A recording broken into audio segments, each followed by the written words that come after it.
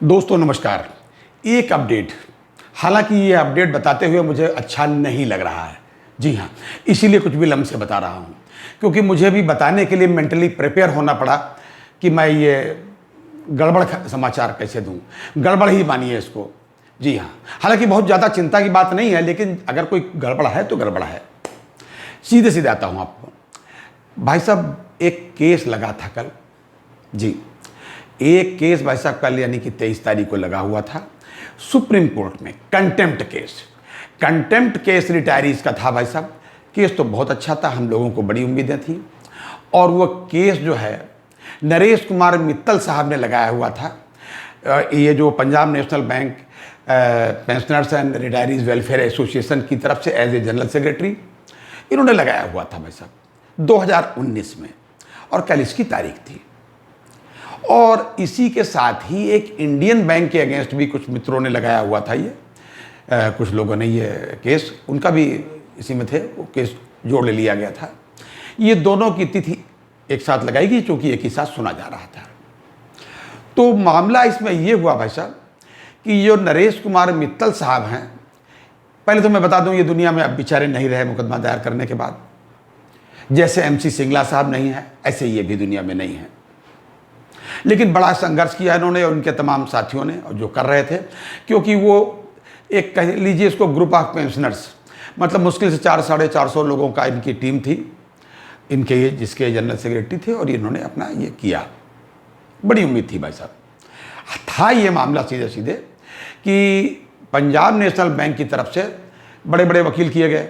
हमारे वकील साहब को हम लोग इतने साल से फीस देते देते, मतलब मेरा मतलब रिटायरीज जो भी था, अब हम ज़्यादा कुछ कहना नहीं चाहेंगे इस पर। कुल मिला करके मामला ये हुआ, जब मुश्किल से 20-22 मिनट सुना गया। 20-22 मिनट भी काफ़ी होता सुप्रीम कोर्ट में। ये कह करके केस हम लोग लूज नहीं किए गए भाई साहब, केस डिसमिस कर दिया गया। डिस्पोज करते तो ठीक था, डिसमिस कर दिया गया। उन्होंने कहा ये कंटेम्प्ट नहीं बनता इस पर, ये कह करके केस लूज कर दिया गया।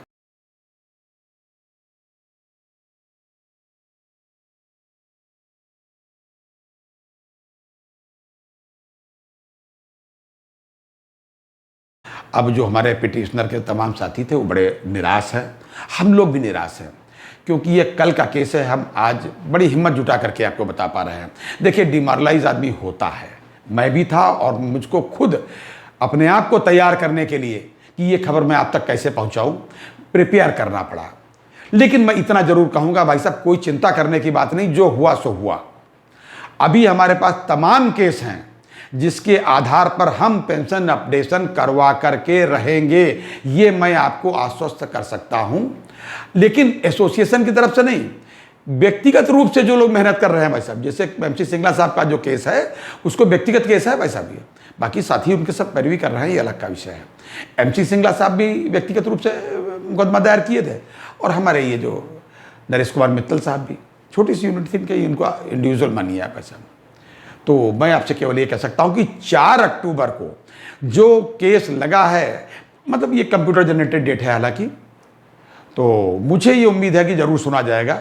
मैं एक चीज़ और बता दूं कि अभी 23 तारीख को ही, मुझे लगता 23 तारीख थी, एक एप्लीकेशन लगाई गई MC सिंगला साहब के मामले में, वकील साहब के माध्यम से लगवाई गई है इंटरवेंशन के लिए।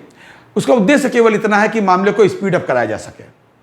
और मैं समझता हूं कि शायद इस सब प्रक्रिया की वजह से ही अब कम से कम सिस्टम में दिखाई तो पड़ रही है कि हाँ भाई 4 अक्टूबर को लगी है। तो मैं ईश्वर से प्रार्थना करूंगा कि 4 अक्टूबर को ये केस लगे और हम सबके यानी रिटायरीज के पक्ष में निर्णय आए, और भगवान हम सब रिटायरीज पर कृपा करें, और स्वर्गीय MC सिंगला साहब को जो है उनकी भी आत्मा को शांति मिले, और उनके लिए यही श्रद्धांजलि होगी। और एक रिक्वेस्ट आपसे चलते चलते कि 23 अक्टूबर को भाई साहब, 23 अक्टूबर को AIB पार्क, CBPRO मेरा मतलब है, CBPRO और AIB पार्क, ये सब उसी में हैं, सब लोग मिलजुल करके एक धरना दे रहे हैं जंतर मंतर पर।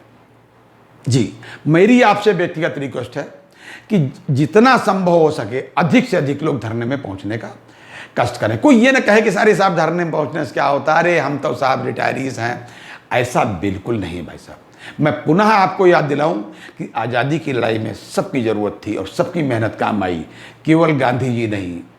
गांधी जी की मेहनत काम आई, भगत सिंह का त्याग काम आया, चंद्रशेखर आज़ाद की मेहनत काम आई, राजगुरु, बटुकेश्वर दत्त, तो इनकी सबकी मेहनत आई। जब सभी स्वतंत्रता सेनानी सारे तरीके से, नरम दल, गरम दल, सबने मिलकर के जब मेहनत की, तब अंग्रेजों को भारत छोड़ना पड़ा, विवश हुए। ऐसे ही जब सारे रिटायरीज, मैं तो आपसे ये निवेदन करूंगा भाई साहब, आप किसी भी यूनियन को हो, किसी भी यूनियन के हो, आप वहां जाइए, क्योंकि ये कॉमन काज है, किसी का विशेष नहीं। मैं आपको बता दूं, AIB पार्क के जो जनरल सेक्रेटरी हैं आचार्य जी 75 साल से ऊपर के हैं और उनकी ऊर्जा आप देख लीजिए कि मैं आपको क्या बताऊं। खैर, तो पुनः एक बार रिक्वेस्ट आपसे है कि भाई साहब 23 अक्टूबर के धरने में आप अवश्य जाएं। ये था आज तक का अपडेट।